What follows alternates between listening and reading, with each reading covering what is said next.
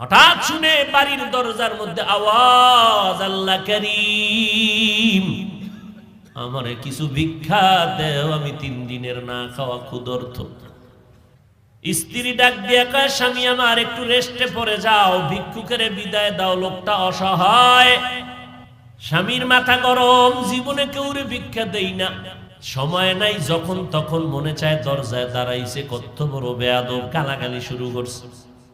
স্ত্রী কয়, স্বামী তুমি যে বাড়ি লেখা দিবা তা না, হালকা পাতলা কিছু দিয়ে দিলেই তো হয়ে যায়, গালি দাও কেন? আমার আব্বা জানের দেখি নাই যে জীবনে কারোরে গালি দিছে এবং কটু কথা বলছে, এবং জীবনে আমার বাবাই কোনো ভিক্ষুকের খালি ফিরায় নাই। আমি তার সন্তান, আমার কষ্ট লাগে ভিক্ষুকের খালি ফিরাইয়া দিতে। স্বামী বেচারা দুর্ব্যবহার করে, কয়, এই বিবি, মন চাইলে তুই যাইয়া দিয়া দে, আমার সামনে আর এই বিষয়ে কথা বলবি না। স্ত্রী বলে, আমি তো পর্দাওয়ালা ঘরের নারী, আমি তো বেগানার সামনে যেতে পারি না, জাহান্নামের ভয়। ও স্বামী তুমি যাও। স্বামী বেচারা এতটা রাগ হয়ে গেল, রাগ হইয়া দরজা খুলে ভিক্ষুকের এমন ধমক আর গালি, এত বড় বেয়াদব, লজ্জা শরম নাই রে বেহায়া, যখন তখন দরজায় দাঁড়াইছো, চোখের আড়াল হয়ে যাবি 1 সেকেন্ডে যেন আর দেখি না। মাওলার বড় মুসিবত চাপায় দিলে আমার আল্লাহ। কারণ অন্যায় করতে করতে সীমা লঙ্ঘন যখন করবে, গজব আসমান থেকে জমিনে নেমে আসবে মরার আগেই। আল্লাহর বান্দা যখন বকা দিয়া ভিক্ষুকের তাড়াইয়া দিল, তাড়াইয়া দরজাটারে জোরে বাড়ি মেরে আটকাইয়া দিছে। ভিক্ষুকটা রাস্তা দিয়া যায় আর চোখের পানি ছেড়ে কান্না করে, আর আসমানের দিকে তাকায়, কয়, আসমানের মালিক, তুমি আমারে এমন গরিব বানাইছো যে মানুষের দ্বারে না গেলে আমার বাচ্চাদের মুখে খানা যায় না। সারাদিন ভিক্ষা করে ঘরের মধ্যে কিছু খানার আয়োজন করি, কিন্তু আল্লাহ, এই দুনিয়া বহু গরিবের কেউ নাই, তুমি এমন গরিব বানাইছো, তবে তোমার কাছে আজকে একটা কলিজায় মানাইতে পারি না, বিচার দিয়া গেলাম। ওই লোকটা টাকাওয়ালা আমারে ভিক্ষা দিবে না বললেই তো হইতো, আমারে এতগুলো গালি কেন দিল, আমি সহ্য করতে পারি না, মইরা যাইতে মনে চায়। আর দুনিয়ায় কেউ আঙ্গ জুলুমের বিচারও করবে না, মালিক তোমার হাতের দ্বারা বিচারটা চাই। গরিবের কান্না কবুল হয়ে গেছে, জাগাত কবুল। চোখের পানির বর্দ আমার মারাত্মক, চোখের পানির বর্দ বড় মারাত্মক। বড় বড় বড় বড়রা কেন এত বিপদে পড়ে, কোন গরিবের জানি কান্দাইছে। চোখের পানির বর্দা জাগায় কবুল হয়ে যায়, আর সে আজিমে মাঝখানে পর্দা থাকে না, এবং কবুল হওয়া মাত্র গজব শুরু হয়ে যায়। আল্লাহর বান্দা কান্না করেছে, ঘরের মধ্যে তুমুল ঝগড়া শুরু হয়েছে। এবার স্ত্রীকে ডাক দিয়ে তর্কে তর্কে তর্কে তর্কে, স্বামী বেচারা গরম, ব্যবহারের কোনো আদব নাই, ধমক দিয়া কয়, আমার ঘর থেকে বের হয়ে যাও, আর আমার ঘরে থাকবি না, আমার ভাত তোর জন্য হারাম করে দিলাম, তালাক দিয়ে দিলাম। নিয়ামত আল্লাহ দিছে, লাথি মেরে সেই নিয়ামতের তাড়ায় দিছে। আমার আল্লাহর ওয়াদা, ওয়ালা ইন কাফারতুম ইন্না আযাবি লাশাদীদ, গাদ্দারি করবি, কঠিন শাস্তির মুখে পড়তে হবে। কপাল থেকে নেককারিনী মহিলা তালাক দিয়ে দিল, কপাল খারাপ।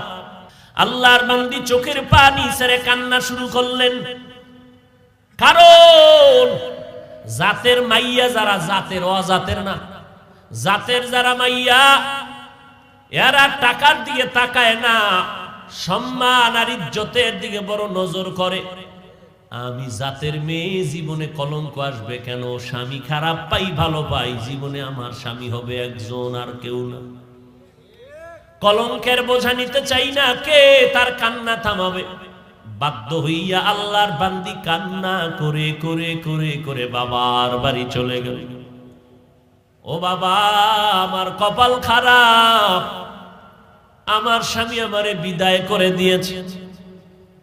বিয়ার বর হতে আজ পর্যন্ত স্বামীর খেদমতে কোনো ত্রুটি করি নাই, কিন্তু এক গরিব ভিক্ষুকের সুপারিশ করতে গিয়ে আজ আমার তালাকের স্লোগান চলে আসে। বাবাও বড় ভালো সন্তান, কন্যাকে সান্ত্বনা দিয়া কয় ধৈর্য ধারণ কর, কোরআন তেলাওয়াত কর, মালিকের ফয়সালার অপেক্ষায় থাক।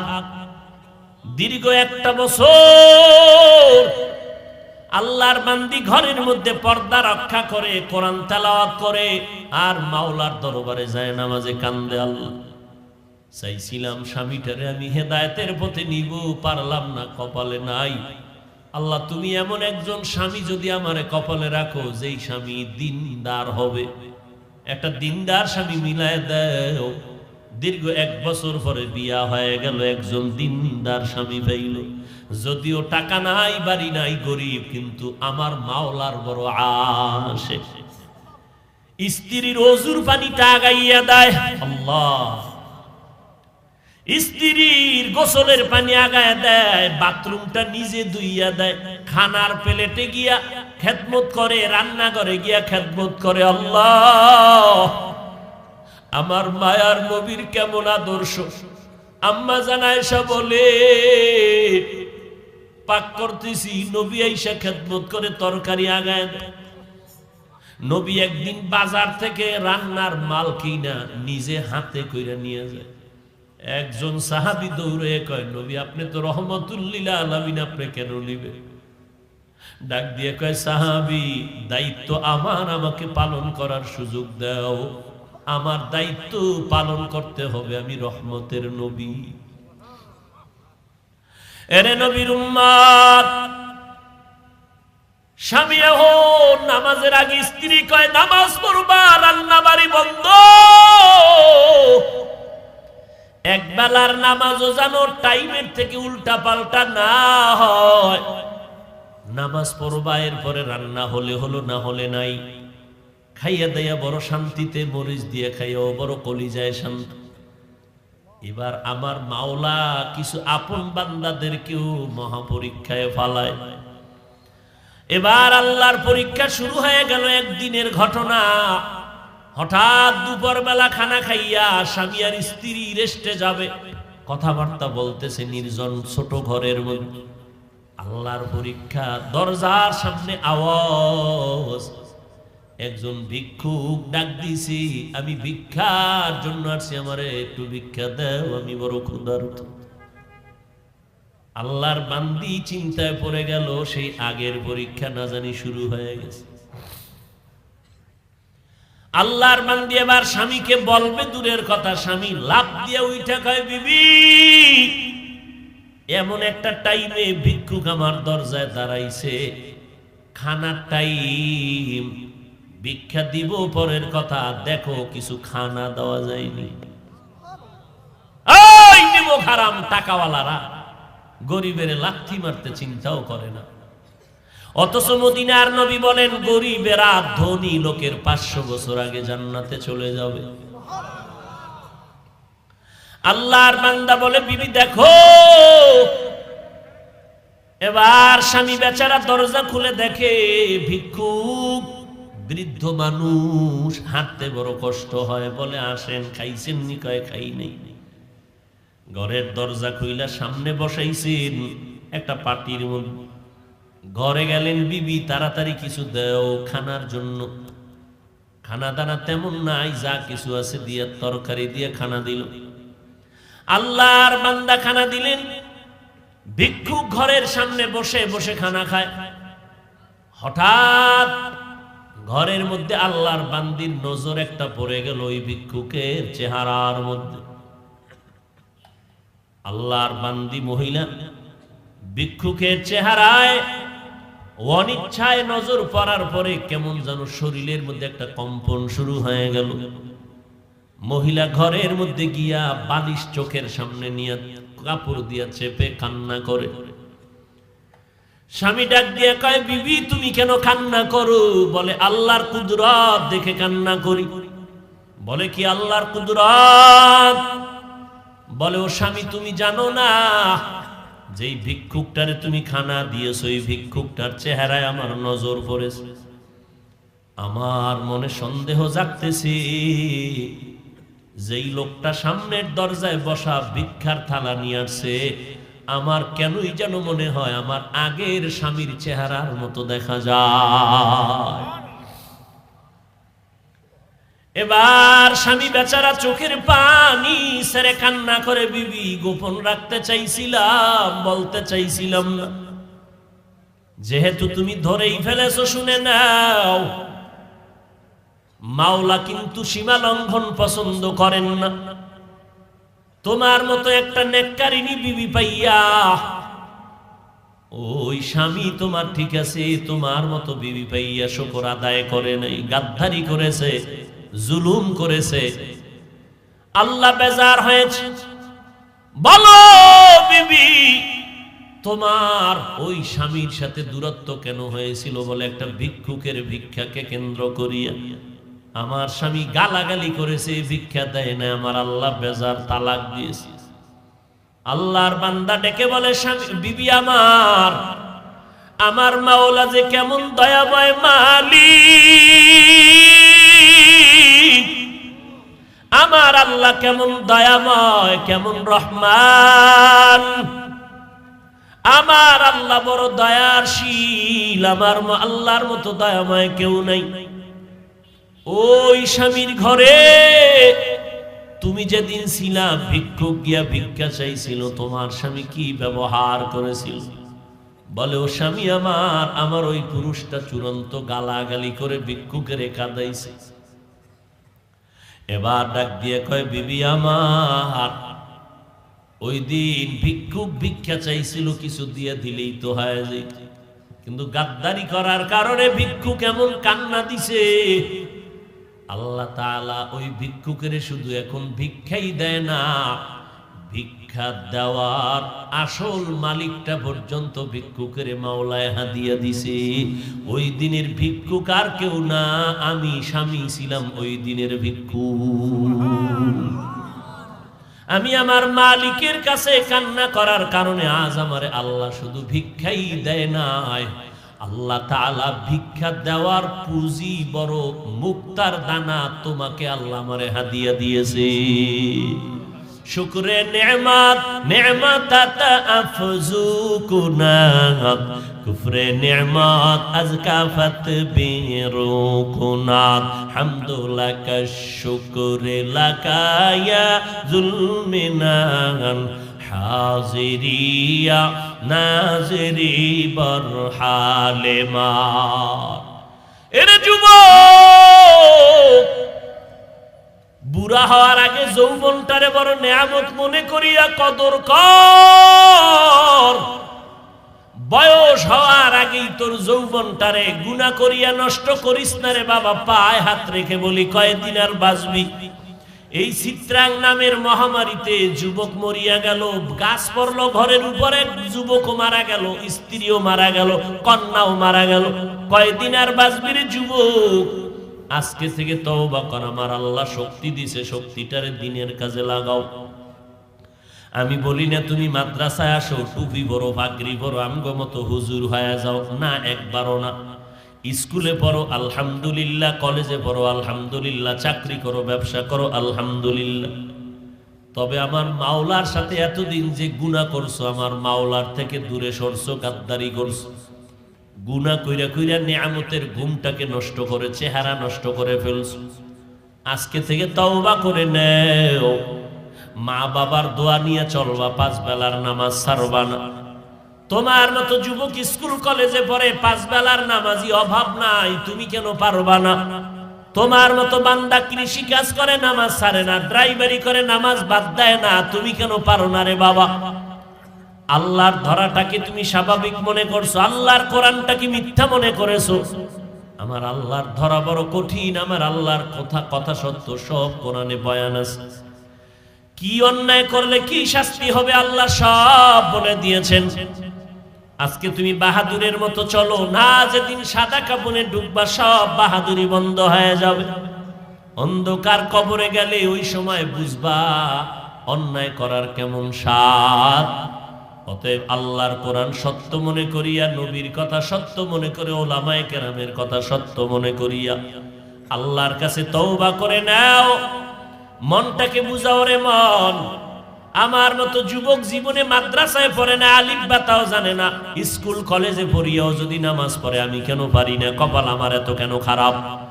আমার মতো বান্দা যদি ড্রাইভারি করে, র্যাব, আর্মি, পুলিশ, বিডিআর এর চাকরি করে, কোটি টাকার ব্যবসা করে, নামাজ পড়ে আমি কেন পারি না?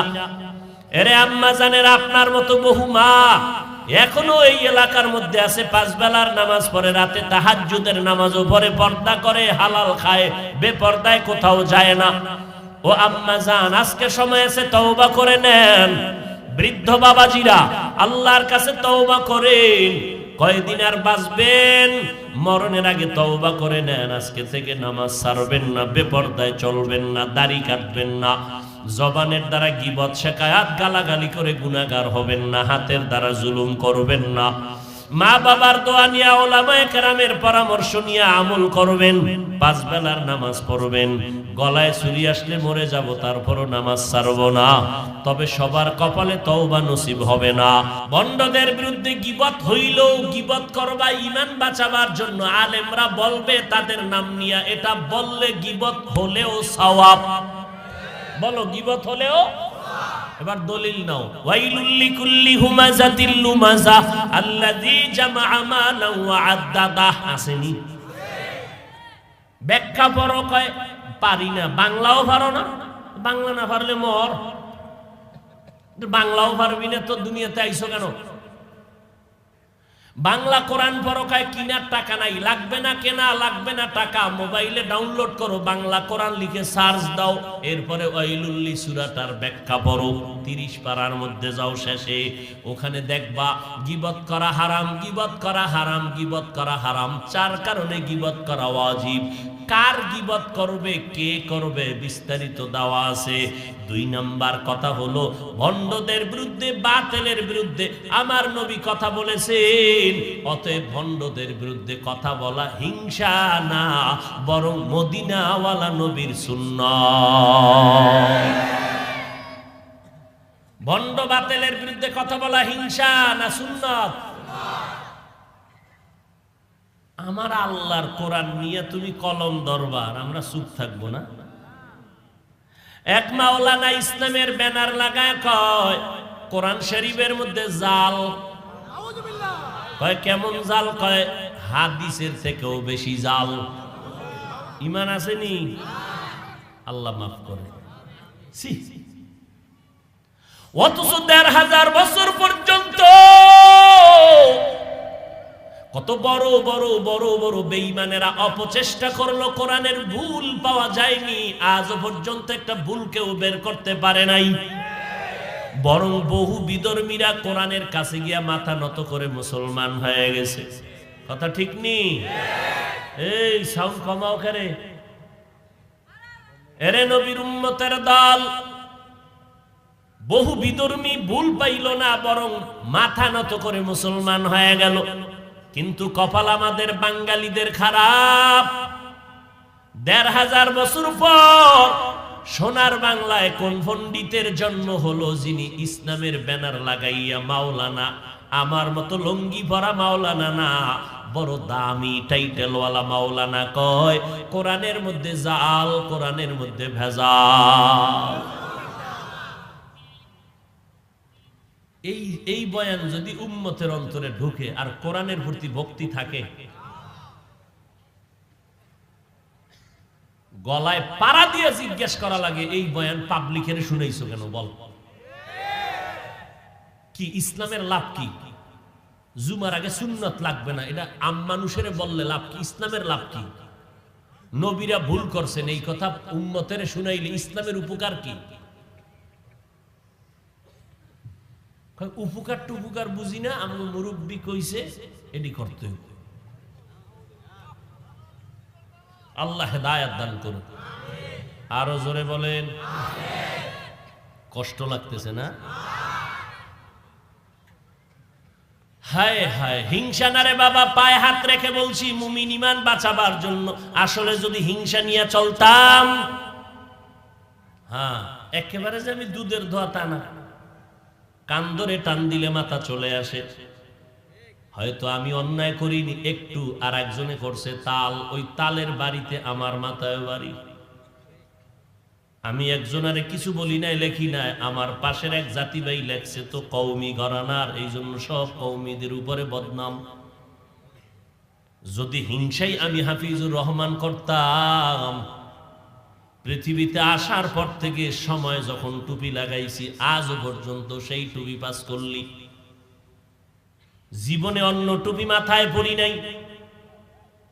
10-15 বছর আগে কুমিল্লা এক জায়গায় বয়ানে গেলাম, একটা থানা প্রপারে বয়ান, আলিয়া মাদ্রাসার মাঠ। বড় একজন হুজুর ডাক দিয়ে কয়, হাফিজ ভাই, আমগো এখানে তো সব উল্টা পাল্টা মানুষ, আপনি টুপিটা পাল্টাই স্টেজে গেলে একটু ভালো লাগতো। আমি বললাম, সিনা ভবনের ভইতা লাগে না, আমি যেই মানুষ, আমার বয়ান এইভাবেই চলবে। বয়ান শুনে কিনা শুনে আপনি ঘরে বয়া থাকেন, আমারে শুধু চেয়ারে বসায় দেন, এরপরে তাকায় দেখেন মাঠের অবস্থা কি। যদি আজকে সেই পাঁচকুল্লি, জীবনে অন্য টুপি পরি নাই, কিন্তু যদি হিংসাই করতাম অন্য টুপির বিরুদ্ধে তো দুই একটা বয়ান করতাম। কই করি নাই তো, হিংসা কেমনে বুঝলা? আমি তো বলি নাই জাল টুপি ফালায় দাও, গোল টুপি সিরা ফালাও। তুমগো হুজুরে তো কইছে পাস করলি সিরা ফালায় দাও, মুসলমানের না। আমরা কি হিন্দু? তো কি এবার সহ্য হয় কি ওয়াজ করবো কন্ত? অন্তরে যদি হিংসা নিয়ে থাকতাম, আমার বাবা জীবনে স্কুলের বারান্দায় পাঠায় নাই, জীবনে আমারে হাফ প্যান্টও পরায় নাই। ফুল প্যান্ট তো পরের কথা, হাফ প্যান্টও বাবায় পরায় নাই, শার্ট পরায় নাই। সেই ছোটবেলার থেকে ছোট ছোট লঙ্গি কিনা পরাইছে, পায়জামা পরেছি। এমনকি এই যে জামা দেখতেছেন গোল জামা, দুনিয়াতে আসার পর থেকে যেদিন জামা ঢুকছে আজও পর্যন্ত কোনো কানিফারা জামাও বাবায় পরায় নাই। আমি ফতুয়া দিচ্ছি না, আমার বাবার আদর্শের বয়ান শোনাচ্ছি। কিন্তু কোনদিন তো অন্য টুপির বিরুদ্ধে বলি নাই, অন্য পোশাকের বিরুদ্ধে বলি নাই, তো হিংসা কেমনে বুঝলা? কোনদিন তো আলিয়া মাদ্রাসার বিরুদ্ধে বলি নাই, স্কুল কলেজের বিরুদ্ধে বলি নাই, তুমি হিংসা কেমনে বুঝলা? আমরা দাঁড়াইয়া ইয়া নবী সালামু আলাইকার কিয়াম করে সালাম দেই না, জীবনেও দেই না, কিন্তু যারা দেয় আমরা তো একবারও তাদের গালি দেই নাই, দেখলে সালাম দেই। হিংসা কেমনে বুঝলা?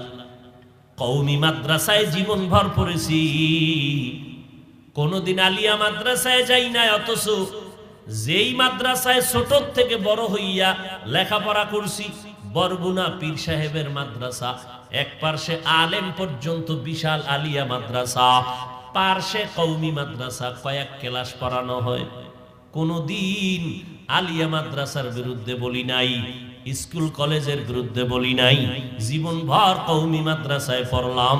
কই হিংসা তুমি কোন জায়গা দিয়া পাইলা রে বাবা? আসলে হিংসা কার অন্তরে একটু চিন্তা করো, আর আমার আল্লাহকে ভয় করো। हर के दारत खौफे हक दर दिल मदगम जन्नतुल मअवा देहद उरामका। তোমরা আবু হানিফাকে পর্যন্ত মুশরিক বলেছো, কিন্তু আমরা ডাক্তার জাকির নায়ক সাহেব নিয়ে এই আহলে হাদিস লাইনে যারা আছে কোনদিন একটা নাম ব্যঙ্গ করেও উচ্চারণ করি না, গালি তো বরের কথা। কিন্তু ডাক্তার জাকির সাহেব যখন এক পর্যায়ে মাযহাবের পক্ষে বয়ান দিল, তখন আবার তার ভক্তরা তার বিরুদ্ধে চলে গেল। আমরা কোনোদিন খারাপও বলি নাই, আমরা কোনোদিন অশালীন কথা বলি নাই, এবং এখনো বলি না, কারণ ওই লোকটা খারাপ না, তার চলাফেরার আদর্শ খারাপ হতে পারে, কিন্তু মানুষটা খারাপ বলার কোনো উপায় নাই। মানুষের প্রতি মানুষের মোহাব্বত তৈরি হয় কোথায় বলতে পারবেন? মোহাব্বত ভালোবাসা তৈরি হয় কোথায় বলতে পারবেন? পারবেন না? আমার প্রতি আপনার ভালোবাসা, আপনার প্রতি আমার যে ভালোবাসাটা তৈরি হয় এটা অন্তরে। কোথায়? অন্তর কি দেখা যায়? অন্তর কি ধরা যায়? বলেন তো, অন্তর কন্ট্রোল করেন কে? বলেন। তো জাকির নায়েক সাহেবকে যারা মোহাব্বত করছে টাকার কারণে, ভালোবাসা তৈরি করে দিছেন কে? আমি হিংসা করলে কি লাভ? হিংসা কেন? আবার চাপাবাজি করে বয়ান দেয় রোগকে ঘৃণা করো, রোগীকে নয়। এর ব্যাখ্যাও জানেন, ওই হুনসে খালি কইতে আছে। এর ব্যাখ্যা কি? রোগকে ঘৃণা করো, রোগীকে। পাপকে ঘৃণা করো, পাপীকে। এর ব্যাখ্যাটা কি? খবর নাই। অনেকে মনে মনে কয় পাপকে ঘৃণা করো, পাপীকে না মানি, ওর সাথে সালাম নাই কালাম নাই, ওরে দূরে রাখো। হাকিমুল উম্মত, উম্মতের রুহের ডাক্তার আশরাফ আলী থানভী বলেন, পাপকে ঘৃণা করো, পাপীকে না, তার মানে হলো বান্দা তুমি আগে যদি বান্দার কাছে 2 বার যাইতে, এখন ডেলি 5 বার যাও। মোহাব্বত বাড়াও, টাকা দাও, ঔষধ লাগলে দাও, তারে এমন মোহাব্বত দাও যেন তোমার মোহাব্বতের ছোঁয়া পাইয়া রোগ দূরে সইরা যায়। আর আমরা কাছেই যাইতে চাই না, বরং বেশি বেশি কাছে যাও। তোমার রং যখন তার কলিজায় লাগবে তখন তার রোগ মুক্ত হয়ে যাবে। লা ইন শাকারতুম লা আযীদান্নাকুম ওয়া লা ইন কাফারতুম ইন্না আযাবী লাশাদীদ। উদেকা মুনাজাত দিয়ালামুনি। কারো জ্যৈষ্ঠ মাস, কারো সর্বনাশ। কেউ জ্যৈষ্ঠ মাসে আম কাঁঠাল দুধ দিয়ে ভাত খায়, আর কেউ বাথরুমে বয়ে দিন কাটায়। বুঝেননি কিছু? কপাল, কপাল, এটি কপাল। এর নাম কি? কপাল। সব কিছু হয় না, আল্লাহ কপালে লিখতে হবে তো, কপালে থাকতে হবে তো। মাওলায় চাইলে হিরো বান্দা জিরো হয়ে যায়, মাওলায় চাইলে জিরো থেকে হিরো হয়ে যায়। সম্মান দেয়ার মালিককে না আপনার আব্বায়, সরকার। সম্মান দেয়ার মালিক আমার আল্লাহ। আল্লাহ যদি কাউরে সম্মান দেয় কোনো যোগ্যতা লাগে না। আমার আল্লাহ পাক গোবরের মধ্যেও পদ্ম ফুল ফুটায় দেয়। আমার আল্লাহকে চিনো না রে গোলাম? নেয়ামতের শুকর আদায় করো। ও পর্দার আড়ালের আম্মা জানেরা, আসেনি? কথা কয় না, কই আছে? ঘুমায়? অঝুমতে আইসেনি এলাকার আম্মা জানেরা? আম্মা জানেরা ও শুনবে কি? রাস্তা বন্ধ কইরা কইরা কইরা কইরা কইরা কইরা বিদেশি বন্ধুদের খেলা দেখতেছে, কলিজা ঠান্ডা করে। বড় বড় হজের সওয়াব। কি ঠিক? হজের সওয়াব।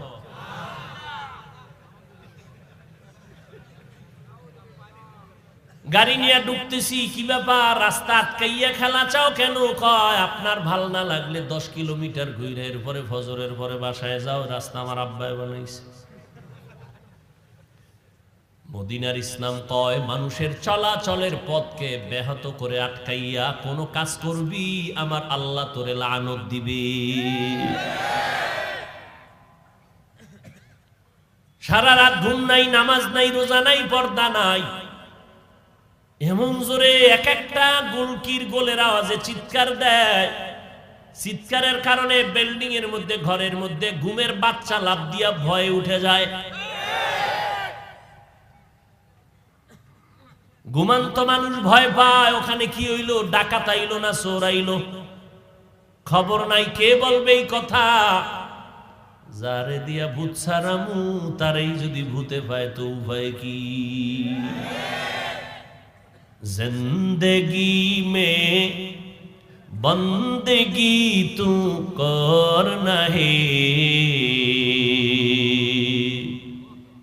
जिंदगी में बंदगी तू करना है,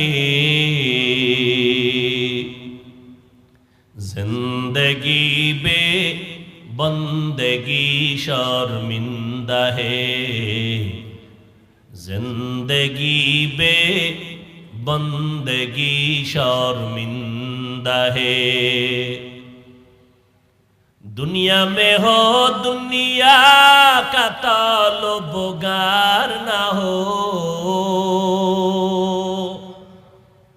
बाजार से गुजर हो खरीदार ना हो। दुनिया में हो दुनिया का ताल्लुबगार ना हो, बाजार से गुजर हो खरीदार ना हो। ये दुनिया एक मिसल कागज फूल है, ये दुनिया एक मिसल कागज फूल है। जिंदगी में बंदगी तू करना है, जिंदगी में बंदगी तू करना है। जिंदगी बे बंदगी शर्मिंदा है, जिंदगी बे बंदगी शर्मिंदा है। जिंदगी में बंदगी कुन बंदगी, बंदगी बे जिंदगी शर्मिंदगी, जिंदगी बे बंदगी शर्मिंदगी। এরে আল্লাহর বান্দা খেলা খেলা কইরা কত বান্দা দুনিয়া থেকে চলে গেল চিৎকার দিয়া। ওর কলিজার বন্ধুটা জিততে পারে নাই, মরে গেছে ঠাস কইরা। এই মরণটা শহীদ, বিনা হিসাবে জান্নাত। কেমন পাগল হইছো রে যুবক, কয়দিন আর বাহাদুরি করবি? আজ উলামায়ে কেরামদের কথাকে মূল্যায়ন করলি না। উম্মতের জন্য উলামায়ে আহলে হক বড় নেয়ামত। মায়ার নবী সারা রাত নামাজে দাঁড়িয়ে আছেন। আম্মা জান আয়েশা বলেন, নজর করে দেখি নবীর পা মোবারক গুলো ফুলে গেল। নবী এত ব্যথিত, এত কষ্ট। আমি আয়েশা নবীকে প্রশ্ন করলাম, নবী এত কষ্ট কেন করেন? আল্লাহ তো আপনার গুনাহগুলো নাই, কোনো গুনাহ নাই, মাফ। আল্লাহর নবী কি জবাব দিয়েছেন? আফালা আকুনা আবদান শাকুরা, আমি কি আমার আল্লাহর শুকর গুজার বান্দার মধ্যে হব না রে আয়েশা? যেই আল্লাহ আমাকে অনেক অনেক কিছু দিয়েছেন, আমি আল্লাহকে কি কিছু দিব না?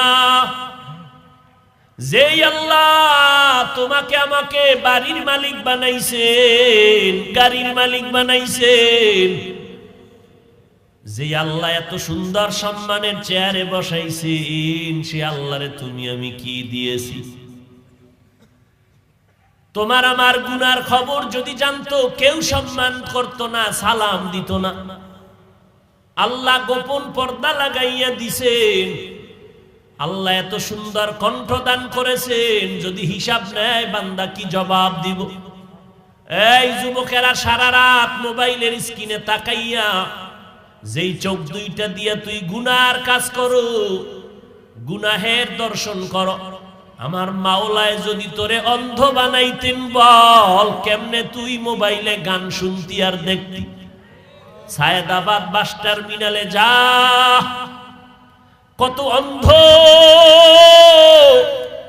লাঠি হাতে নিয়া চোখের পানি ছেড়ে গাড়িতে উঠিয়া কয়, ও যাত্রী ভাইরা, তোমরা চট্টগ্রাম যাও, সিলেট যাও, বরিশাল যাও, আমি অন্ধ মানুষ, তোমরা আসমান দেখো, জমিন দেখো, মানুষ দেখো, আমি কিছুই দেখতে পারি না। আমারে আল্লাহ অন্ধ বানাইছে, আমি বুঝি চোখের কত বড় মূল্য।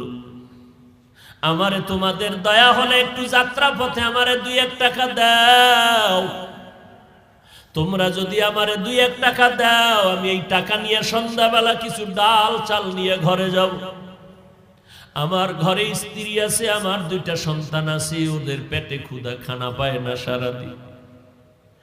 আমি তোমাদের টাকা নিয়ে ডাল ভাত দিব আমার বাচ্চাগুলো রে। যখন সন্ধ্যাবেলা ভিক্ষার টাকা নিয়ে কিছু সদয় করে দোকান থেকে ঘরে যাই, আমার বাচ্চা 2টা ঘর থেকে দৌড়াইয়া বের হয়ে আসে। আইসা 2টা বাচ্চা 2 দিক দিয়ে আমাকে আঞ্জা করে ধরে, কয় আব্বু মজা দাও, মজা দাও। আমি অন্ধ মানুষ, 2 পকেট থেকে 2টা চকলেট বের করে আমার সন্তানের হাতে 2টা দিয়ে দেই।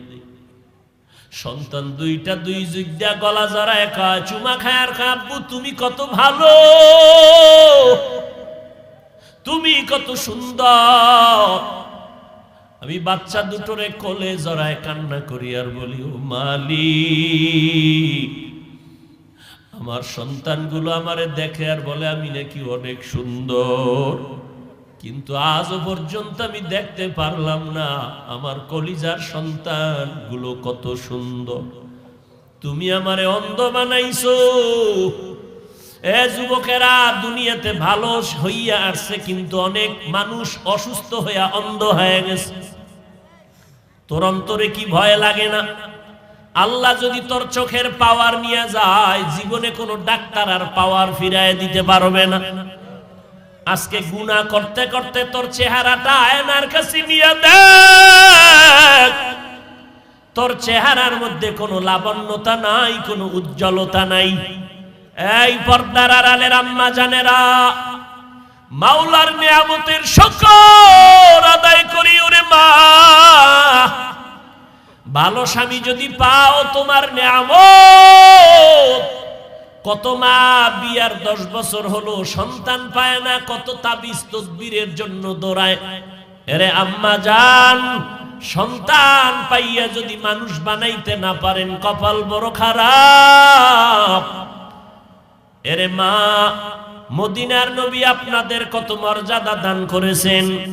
একটা পুরুষের জন্য নেককারিনী মহিলা বড় নেয়ামত, একজন নারীর জন্য নেককার স্বামী বড় নেয়ামত, মা বাবার জন্য নেককার সন্তান বড় নেয়ামত। দুনিয়াতেও বাদশা, পরকালেও বাদশা। এরে আম্মা জান, আপনারা নবীদের মা, সাহাবায়ে কেরামের মা, আউলিয়ায়ে কেরামের মা, আপনারা খাজা মুঈনুদ্দিনের মা, দুনিয়ার বড় বড় বড় বড় আদর্শ সন্তানের মা। আপনাদের এত দাম। আয়েশা রাদিয়াল্লাহু আনহার মতো নারী, আপনারা খাদিজা রাদিয়াল্লাহু আনহার মতো নারী, আপনারা ফাতেমা রাদিয়াল্লাহু আনহার মতো নারী। ও আম্মা জান, ইমাম গজালি রহমাতুল্লাহ আলাইহি বলেন, সন্তানের জন্য প্রত্যেক ঘরের মা হলো প্রাথমিক শিক্ষিকা। কারণ সন্তান বাবার তুলনায় মাকে ফলো করে চলে বেশি, সন্তান বাবার তুলনায় মায়ের কাছে সময় ব্যয় করে বেশি। এই জন্য বাবার তুলনায় মাকে আদর্শ ঠিক রাখিয়া চলতে হবে। মার আদর্শের কারণে সন্তানগুলো ভালো হয়ে যাবে। এরে আম্মা জান, এখনো সময় আছে, তওবা করে ভালো হবেন। আপনার সন্তানকে আমি বলি না হাফেজে কোরআন বানাবেন, আপনার সন্তানকে বড় আলেম বানাইবেন, এত চাপ দিয়া আমি বলি না। এটা আপনার ইখতিয়ার, বানাইবেন কিনা। কিন্তু আমি অনুরোধ করব রে মা, আপনার সন্তান ডাক্তার হবে, আলহামদুলিল্লাহ, দোয়া করি। আপনার সন্তান ইঞ্জিনিয়ার বানাবেন, আলহামদুলিল্লাহ, দোয়া করি। আপনার সন্তান ডাক্তার হবে, ইঞ্জিনিয়ার হবে, প্রফেসর হবে, আপনি বানাইবেন, আমি দোয়া করি। বানান, তবে বেয়াদবি যেন না হয়। আপনার সন্তানকে ডাক্তার বানাবেন, তবে বেয়াদবি বানাবেন না। ইঞ্জিনিয়ার বানাবেন, তবে বেয়াদব বানাবেন না। আপনার সন্তান ডাক্তারি করবে, সন্তানের ব্যবহারে যেন মানুষ কষ্ট না পায়, সন্তানের কথায় যেন আলেম ওলামার কলিজায় ব্যথা না যায়, সন্তানের ব্যবহারে যেন মা বাবার অন্তরে কষ্ট না যায়। আদর্শ সন্তান বানায় যান। মরিয়া গেল, সন্তান কোরআন শিখবে, কোরআন পড়বে, দোয়া করবে। অতএব ডাক্তার পড়তে গেলে কোরআন পড়া যাবে না, এটা হতেই পারে না। ইঞ্জিনিয়ারিং পড়াইতে গেলে যে কোরআন শিখতে পারবে না, এটা হতেই পারে না। 1 ঘন্টা ফজরের নামাজের পরে অথবা ঘুমের আগে এশার নামাজের পর ইমাম সাহেবের কাছে সন্তানের পাঠাইয়া কোরআনটা শিখায় নেন। এটা কত সহজ। এরপরে ডাক্তার হবে আলহামদুলিল্লাহ, ডিসিএসপি আইজি হবে আলহামদুলিল্লাহ, এমপি মন্ত্রী হবে আলহামদুলিল্লাহ। আপনি মরিয়াও যদি যান, সন্তান ডিসির চেয়ারে বসিয়াও কোরআন পড়ে মায়ের জন্য দোয়া করবে। এজন্য আল্লাহর নবী বলেন, আদ-দুনিয়া কুল্লুহা মাতা ওয়া খায়রু মাতা'id দুনিয়া লিমরাতুস সালিহা। দুনিয়ায় যা কিছু আছে সব হলো সম্পদ, আর এই সম্পদের মধ্যে দামি সম্পদ হলো নেককারিনী নারী।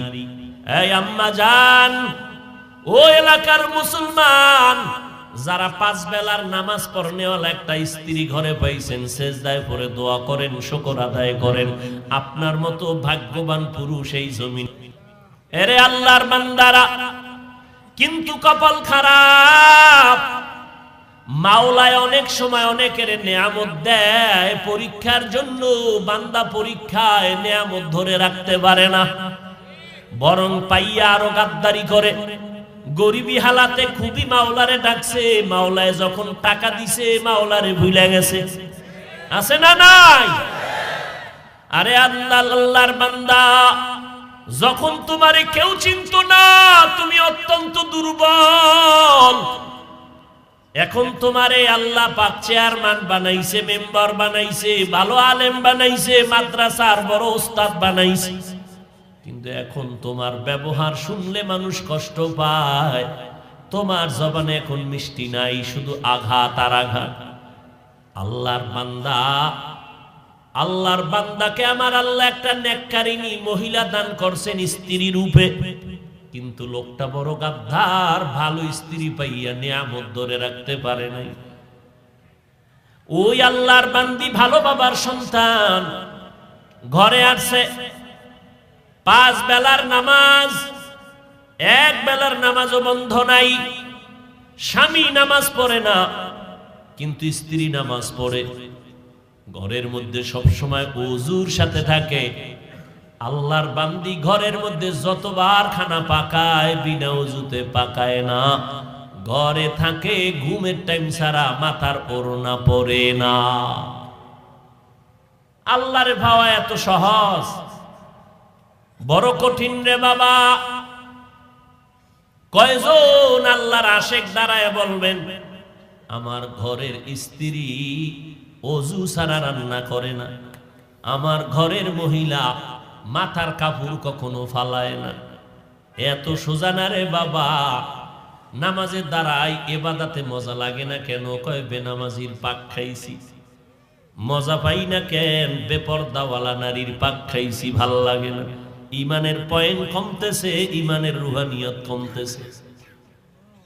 ও আল্লাহর বান্দা, নবীজি বলেন, যেই মহিলা ঘরের মধ্যে মাথায় কাপড় রাখে না, ওই ঘরে রিজিকের বরকত থাকে না। তার মানে নামাজ বাদ দিয়ে কাপড় পেছাও। ওই আল্লাহর বান্দি সময় মতো নামাজ পড়ে, ওই স্বামী অকৃতজ্ঞ, আল্লাহর দুশমন। রমজান মাস আসছে, রোজা রাখে না, স্ত্রীর কয় ভাত পাকাইয়া দে। আল্লাহর বান্দি একটা রোজাও ছাড়ে না। সপ্তাহের সোমবার দিন বৃহস্পতিবার দিন পর্যন্ত বান্দি রোজা রাখে। এই পর্দার আড়ালের মা, মনটা কি চায় না একজন আলেমের মা হয়ে কবরে যাবে? আপনার সন্তান আপনার জানাজার ইমামতি করবে, আপনার সন্তানের পেছনে মানুষ দৌড়াইবে, দোয়ার জন্য লাইনে দাঁড়াবে। এরে আম্মা জান, কয়দিন আর স্বামীর টাকা নিয়ে মার্কেটে বাহাদুরের মতো ঘুরবেন, বেগানার মতো ঘুরবেন? সাদা কাফনের যেদিন প্যাকেট হয়ে যাবেন, ওই দিন টের পাইবেন সন্তান কই গেল, টাকা পয়সা কই গেল। আল্লাহর বান্দি রোজা রাখিয়াও স্বামীর আদেশ স্বামীরে রান্না করে খাওয়াইতে হবে। আল্লাহর বান্দি স্বামীরে রোজা রাইখা রান্না করে খাওয়ায়, কিন্তু বেয়াদবি করে না, মালিকের কাছে নামাজ পড়ে পড়ে দোয়া করে, আল্লাহ তুমি এমন একজন স্বামী দিছো আমারে, এক বেলার নামাজও পড়ে না, রোজাও রাখেন, কিন্তু স্বামীর পায়ের নিচে আল্লাহ পাক সেজদার হুকুম দিছে, যদি হালাল হইতো তো দেওয়া লাগবে। স্বামীর জন্য তুমি এত মর্যাদা দিলারে মালিক, আমি বেয়াদবি করি না, তুমি হেদায়েতের নূর স্বামীর সিনায় দাও। ও আল্লাহ, আমার স্বামীকে হেদায়েত দাও, আমার স্বামী যেন তোমার গোলাম হইয়া যায়।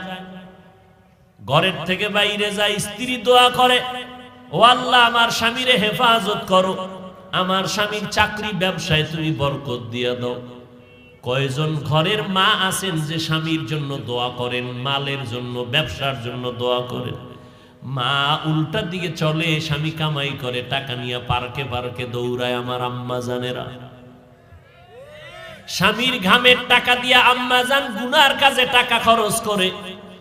স্বামী তো বেচারা নিজে খাওয়ার জন্য কোনো স্বামী কষ্ট করে না, দিন রাত্র গাধার মতো স্বামী বেচারা রাস্তায় দৌড়ায়, রাত্র নাই দিন নাই ঘুম নাই, সব স্ত্রী পরিবার সন্তানের আরামের জন্য করে।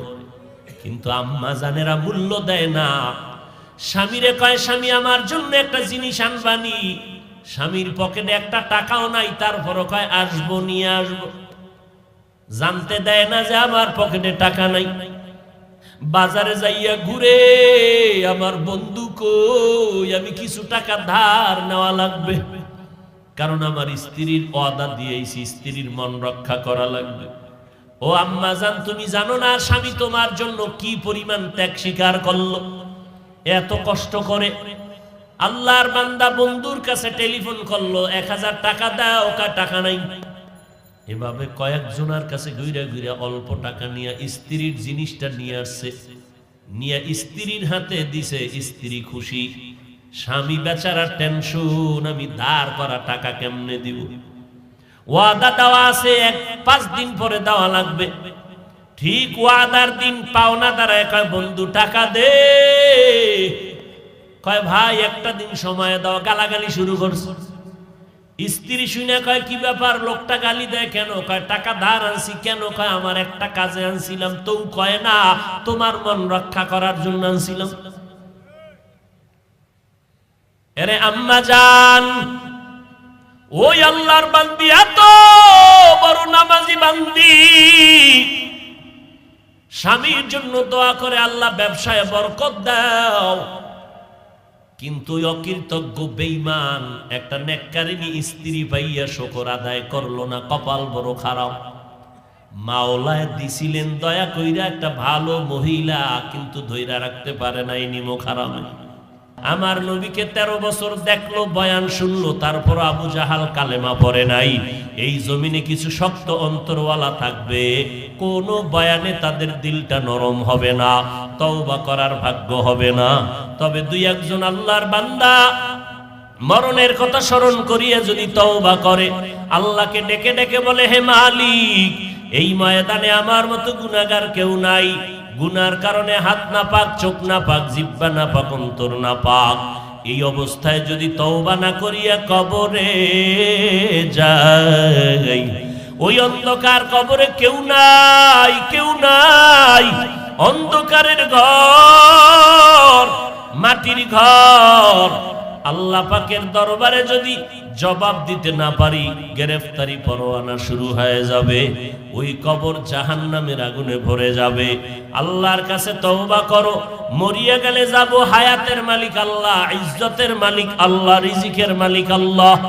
জীবনে মরলেও আর নামাজ ছাড়বো না, বেপরদায় চলবো না, মা বাবার বিরুদ্ধে যাব না, ওলামায়ে কেরামের বিরোধিতা করব না, আহলে হক ওলামাদের পরামর্শ নিয়ে চলবো, দেশ ও জাতির বিরুদ্ধে ষড়যন্ত্র করব না।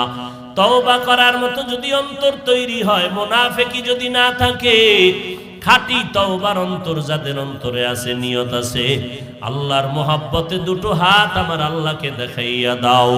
আল্লাহ তওবা কবুল করে নেন। আয় আল্লাহ, তওবার উপরে মজবুত হইয়া চলার মতো তৌফিক দান করেন। আমিন।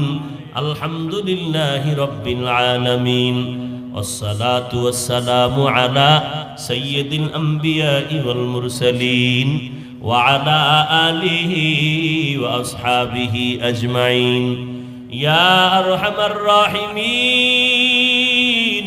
يا أرحم الراحمين يا أرحم الراحمين رب ارحمهما كما ربياني صغيرا اللهم إنا نعوذ بك من البرص والجنون والجذام وسيء الأسقام ও দয়ার মালিক গুনাহের বোঝা নিয়ে আপনার দরওয়াজায় হাজির হয়েছি দুনিয়ার বাড়িওয়ালাদের দরজা বন্ধ আপনার রহমতের দরজা খোলা ওলামায়ে কেরাম মুরব্বি হাজী সাহেব কত ব্যবসায়ী চাকরিজীবীরা হাত তুলেছেন পর্দার আড়ালের কত মা বোনেরা আমার যুবক ভাই ছাত্র ভাইরা হাত তুলেছেন মেহেরবানি করে আমাদের জিন্দেগীর সব গুনাহগুলো মাফ করে দেন আল্লাহ আয় আল্লাহ আজকের মাহফিল কবুল করে নেন আয়োজনকারী সহযোগিতাকারীদের কবুল করে নেন আল্লাহ